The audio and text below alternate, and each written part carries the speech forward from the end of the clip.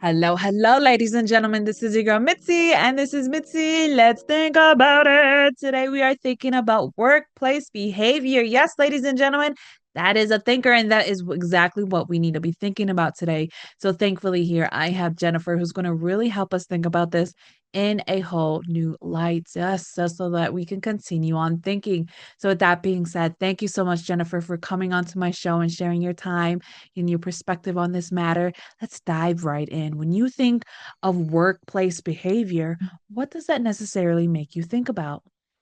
Yeah, and I think about Mitzi, and thank you so much for inviting me on for this really important conversation. When I think about workplace behavior, it's either tonic, where it benefits us, or it's toxic. And seldom do I see it in between. And workplace, you think about the workplace where a lot of us adults spend the majority of our time. We could be spending 40, 50, 60 hours a week in this environment. And if it's toxic, I mean, we take that home with us. So that's why it's such a personal message for me to get this out there.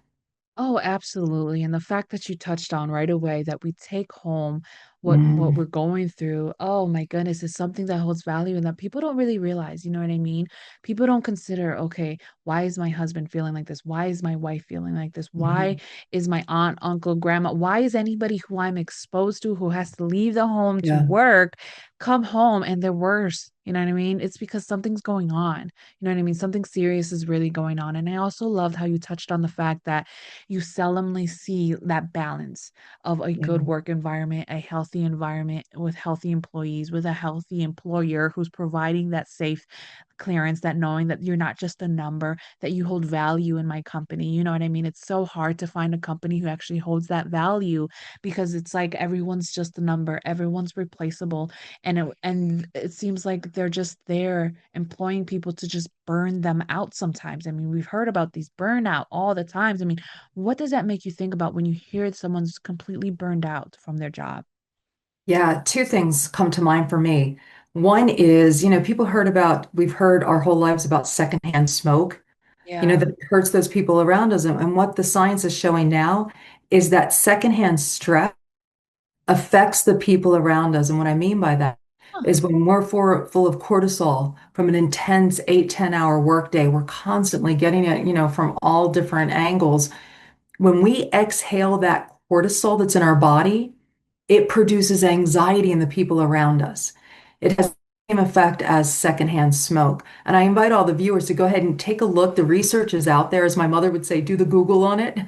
Go ahead and take a look at the research. When I first read that, I found that to be alarming because we think that we're leaving it at the door, right? We're taking on so much in the workplace, and we think, okay, when I hit my home, I'm going to sit in the driveway, I'll do some breathing for about 5 minutes, and then I'll go in. Unless we really do start managing that stress throughout the day, our body is full of that cortisol coming home. It's kind of like I think about this, and I ask the viewers, like, have you ever been in a room and you're perfectly fine? You feel perfectly fine, and you don't know who walked in the room, but there's somebody behind you. All of a sudden, you start getting a little anxious. That's an Hmm. example of that secondhand smoke that can affect us in our environment. So I say that's the first thing right there. Second thing that the research shows is that our direct line managers have the most impact on our environment, our experience in the workplace. Now, what I mean by that is if you're a manager on this call, one of your viewers, or if you have a good relationship with your manager in the workplace, we need to support them because that direct line supervisor or manager is going to be the one that helps us create the environment. Now, I think it's very interesting, a few things. And, when the viewers get the book and read the book is called Martyrs, Victims, and Jerks, Yeah. Dealing with Trouble in the Workplace. And it's kind of written through the lenses of going on a safari. So when you go on safari, you look for the big five. In our habitat of the workplace, we're looking for the big three: the martyr, the victim, and the jerk. So humans are so incredibly interesting that we are the only mammals that can consciously choose to destroy our habitat. That makes We do sense. it to our planet, right? And we're Yeah. doing it in our workplace. So instead Yeah. of building up, we're tearing down. And the book Yes. talks about what are the intentions and motivations behind that. And that's the jerk chapter is particularly long for a reason. Yeah. There's a lot of jerks out there, you know what I mean? And it's a stink. I mean, and you're absolutely right. And I love how you brought that up. Like it's like this energy, you know what I mean? And that secondhand smoke, that secondhand energy just releases out naturally where we can really sense it. Like you said, when somebody walks in the room and they have a bad energy, you can feel it right away. And it's same in the workplace. If you know your boss is going to come in with a stinky attitude, you prepare yourself. Yeah. It's like you get into a survival mode. I mean, children from abused home, they automatically know how to Yeah. deal with their parents because they know what to expect. Oh, they had a bad day. Let me set everything up. Let me make sure that I'm good, make sure that everything's good so that they don't take it out on me. And it's the same sense in the workplace. Like we have that same type of survival. Like I need to survive to make money, to Yeah. provide for my family, to provide for whatever future goals that you have. But then it's like it creates this stress within you that it leaves you feeling drained, feeling exhausted, feeling like, oh my goodness, what am I even doing? You're questioning your own sanity. I mean, mothers, oh my goodness, especially with newborns, they feel that secondhand, especially for colicky babies constantly crying. They get Yeah. this stress level up. Their chemical imbalance starts to go all over the place because they don't know how to handle that stress either, you know, especially if you're doing it by yourself. So it's like you can literally put that frame of mind in anything and everything that we have to do with interacting with people. So I love that you bring that up because if you really think about it, you can put that scenario in everything that we encounter. You know what I mean? So it really makes you think about like how do you necessarily handle the jerks? Yeah, and I think it's there's so much to unpack in that, Mitzi. And the one thing that I do want to share with your viewers is that while we were evolving, if we Yeah. were chased by a bear, chased by a tiger, after Yeah. that extreme panic situation when the adrenal glands, right, they're in overload, we would go to a cave or we would go to a meadow and we would rest for a few hours. Now, we Yeah. don't have that luxury in today's current fast-paced world. We Yeah. go from, a freeway to a meeting to a parent-teacher conference. We're going from stress point to stress point without resetting our neurovegetative state. Now, Yeah. what does that mean? That means that we are living in a constant state of cortisol and overload, our body Mhm. preparing for fight or flight. That Exactly. tears the body down. So sickness comes from that dis-ease, and dis-ease comes from lack of ease, dis-ease. And we hear all of these and we see the bumper stickers, for manage your stress. It really is life or death managing our stress. So I do share that. Now, when it comes to the jerks, and I'm going to give a spoiler alert, Mitzi, the martyrs and the victims can be just as draining as the jerks. But we'll start with the jerks. So the jerks, Yeah. it's proactive and then it's responsive. And what I mean, proactive. If you've got a jerk that you're currently dealing with, I want you to start consider how can you start drawing boundaries in your life. You got a manager that's calling you 8 o'clock at night. How do we start retraining people how to treat us? You don't need to prove your worth anymore. And that's the research in the book shows that when we are constantly letting these jerks walk over our boundaries, keep pushing for more, it's because we actually question our own self-worth and Yes. having to prove ourselves. So I say the first thing is take it, and I call it a radical gut check. Really sit with yourself and say, why am I bending over backwards to please this jerk? Why am I not laying down strong boundaries and really reinforcing them? Let's talk Absolutely. about a three-step process here. I think the first is awareness. So have, just all of you, please consider who in your life is stepping over boundaries and why. Do they even know that the boundaries are there or all those boundaries in your head? Telepathy is not the best form of communication. So I would say it Right? starts with awareness. Who in Yeah. your life is Yeah. really making your life uncomfortable? And Absolutely. I put a name down with that. Okay, so this is their name. And then I would say, what are they doing that is uncomfortable or triggering? And then the third thing is, what do I have in my sphere of control to start managing these jerk behaviors? And I'm telling you, I've seen it again. I've worked with so many organizations, so many individuals, my own niece, to create boundaries and reinforce them because something that, many of our viewers may have not heard enough as children is you are worth it. Your habitat is sacred and valuable. And think about, I just think about this, Mitzi, that I see certain people in the workplace that are peers to others, yet the same manager would never step over their boundary. So what did they do? Right? So the Exactly. manager has learned, oh, I can't push them, but I can push this other person. Exactly. Yeah. Yes. Exactly. I saw Because you like this, so hitting the right on the yeah, nose there. exactly. You are hitting it on the nose because it comes down to our values, our morals, our self-respect.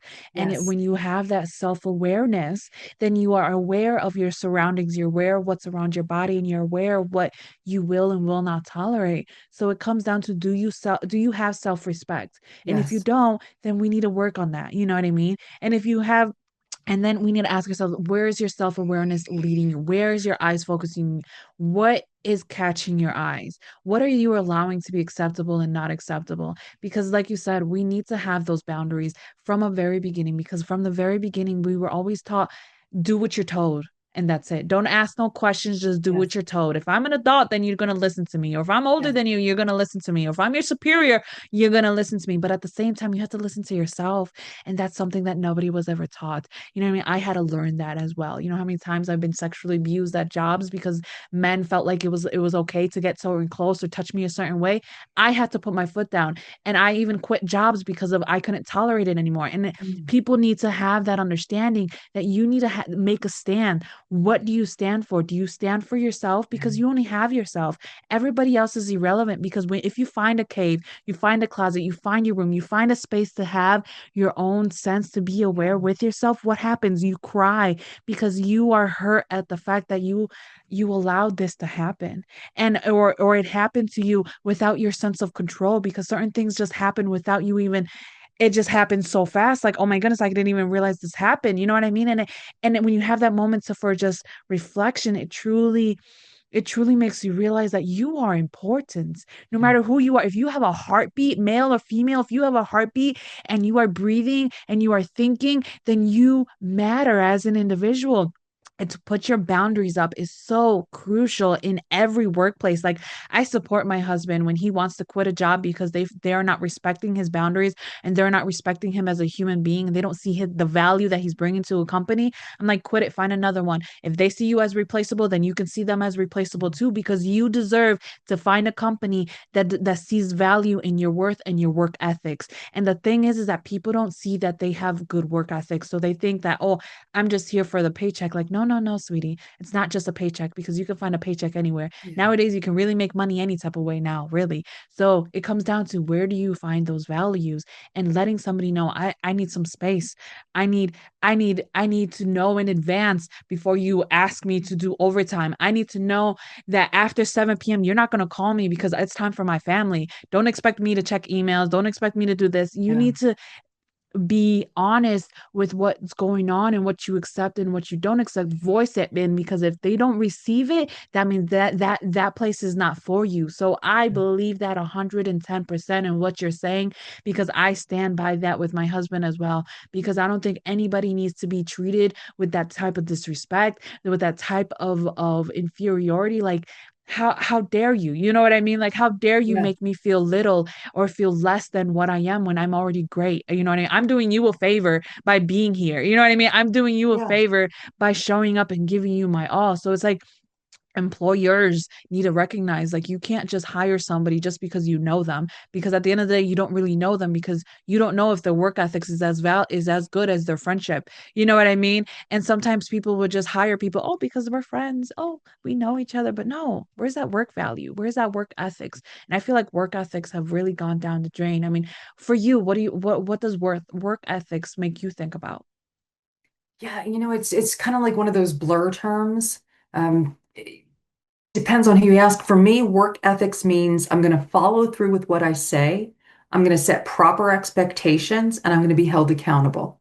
For me, that's work ethics right there. It's not Yeah. just showing up. It's saying, hey, if I commit to being here, if you get to have my time, I'm going to be here wholeheartedly. And Mitzi, something you just said, I thought about in our current day and age, our attention is our currency, right? That's why we say to pay attention.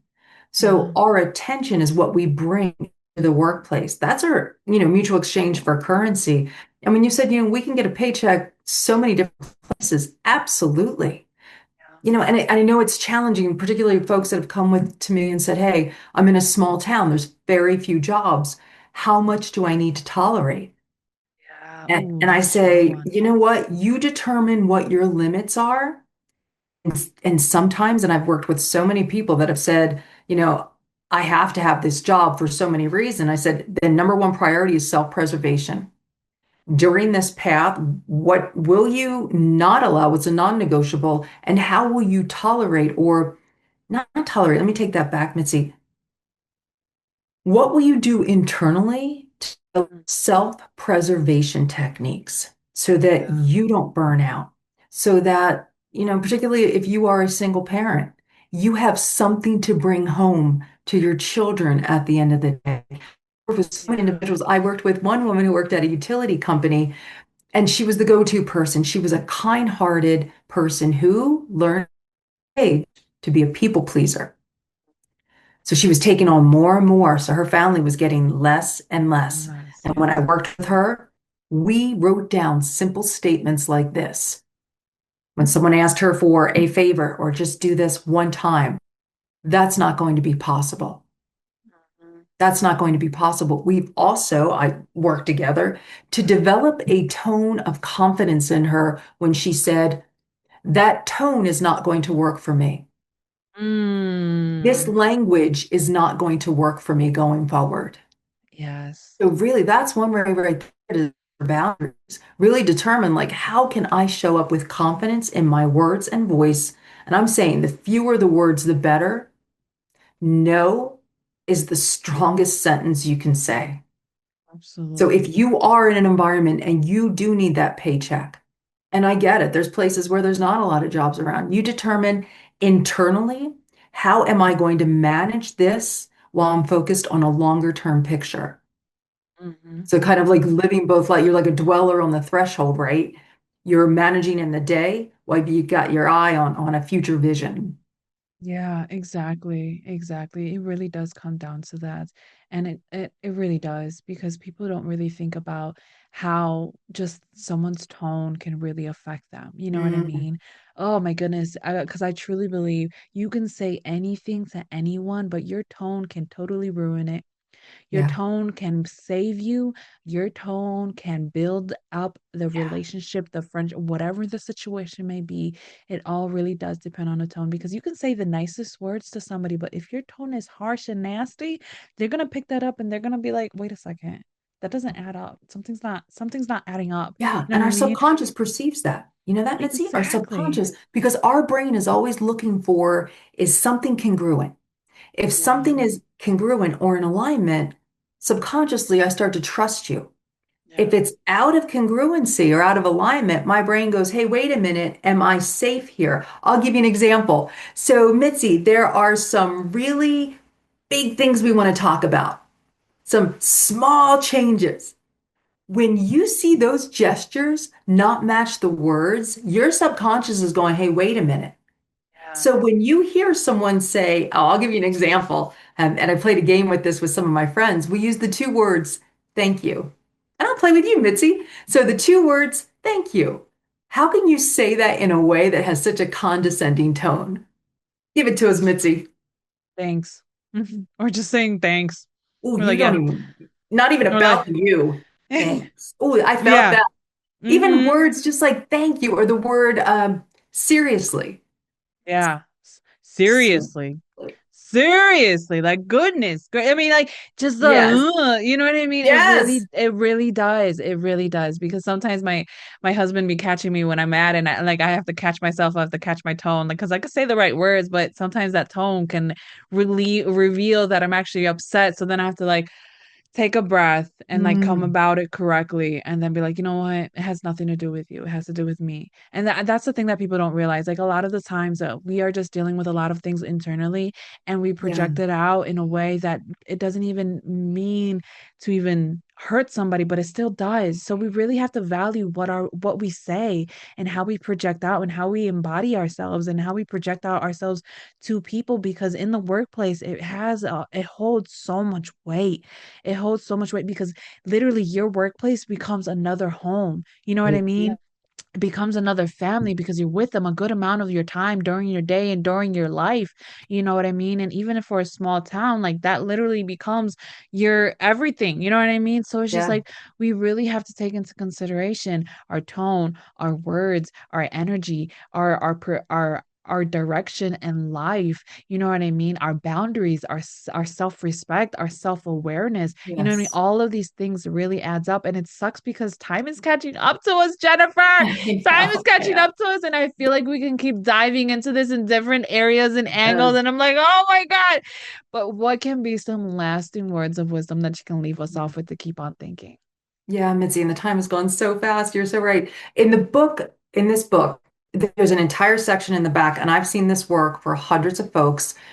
It's called a perception management plan. So it's deliberately managing how you're being perceived by others.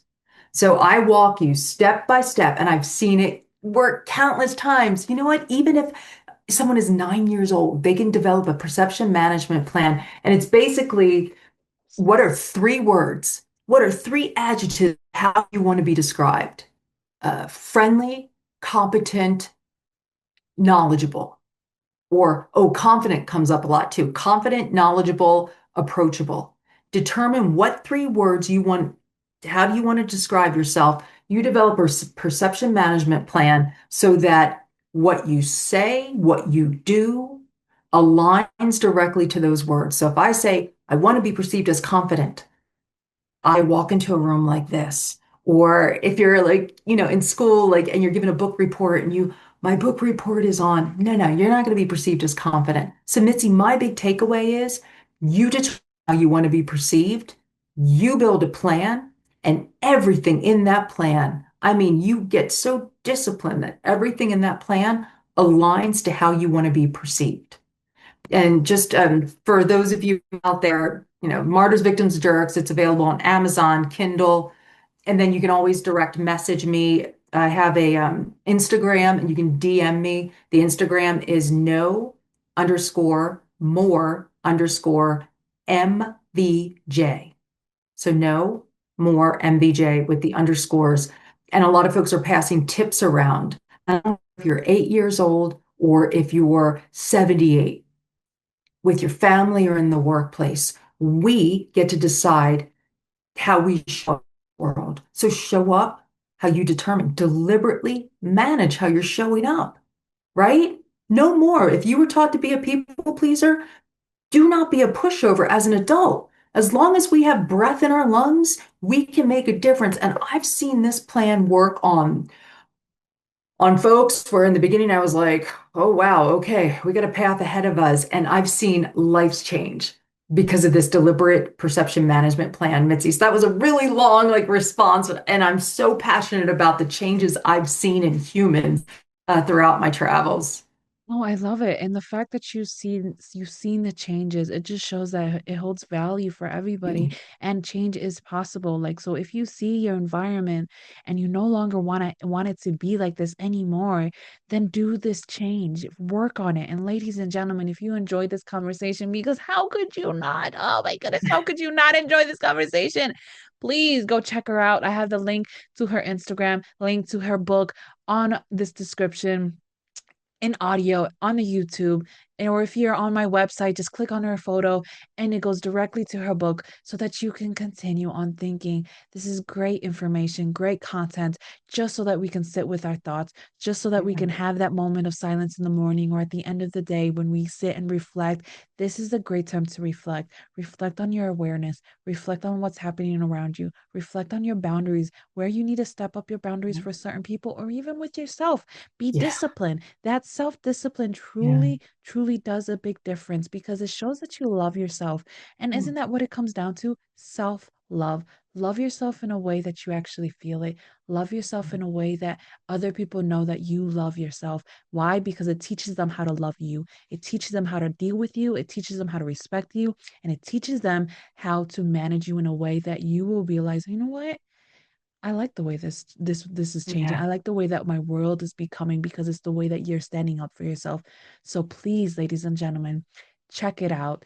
So that you can continue on thinking because isn't that the point? Yes, to keep on thinking, ladies and gentlemen. With that being said, bye.